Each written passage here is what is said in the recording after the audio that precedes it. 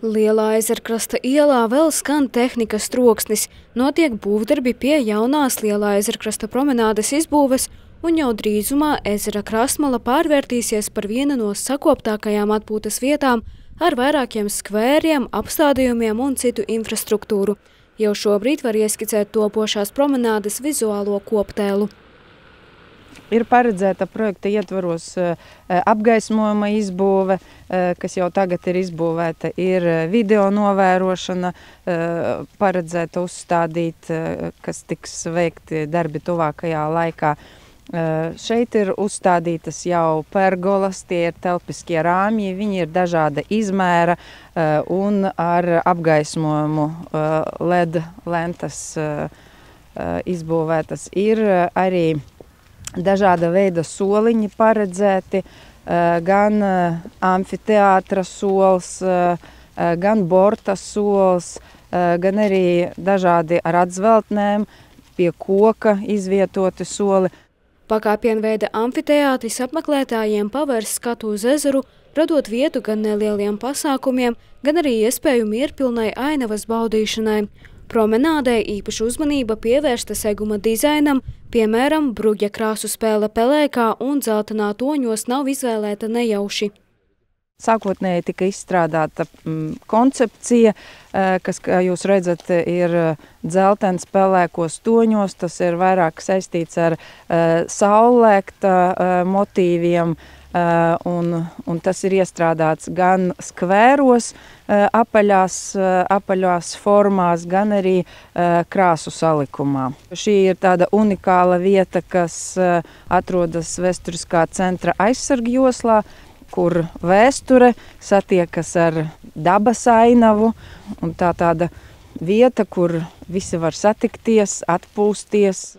Projekts par promenādes izbūvi ir ļoti apjomīgs. Tas sadalīts 6 kārtās, šobrīd tiek īstenotas 3 kārtas.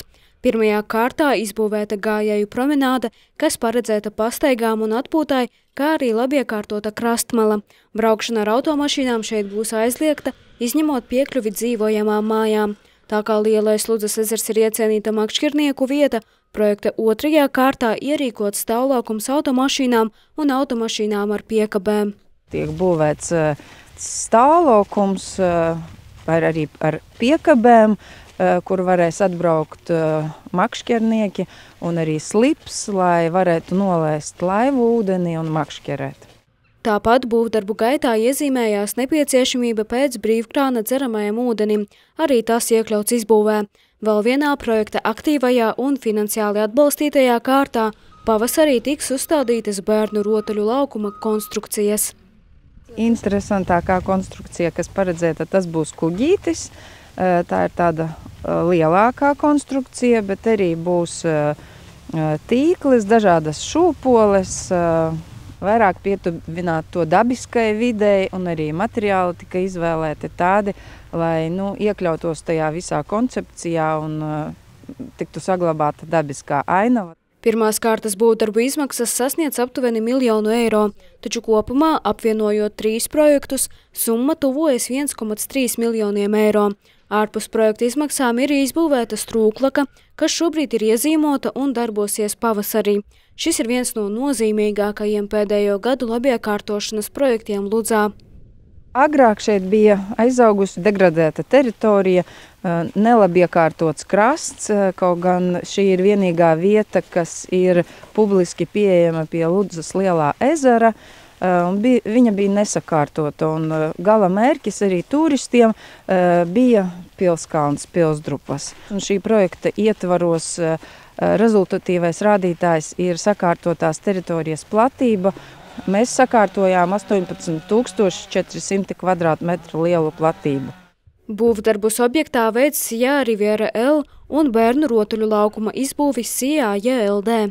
Nākotnē iecerēts piesaistīt finansējumu arī pārējām projekta kārtām – pontona tilta, lapenīšu un kafejnīcas izbūvē. Pašvaldība cer, ka jaunā promenāde jau nākamajā vasarā kļūs par pilsētas vizītkarti un vietu, kur satiekas cilvēki, daba un vēsture.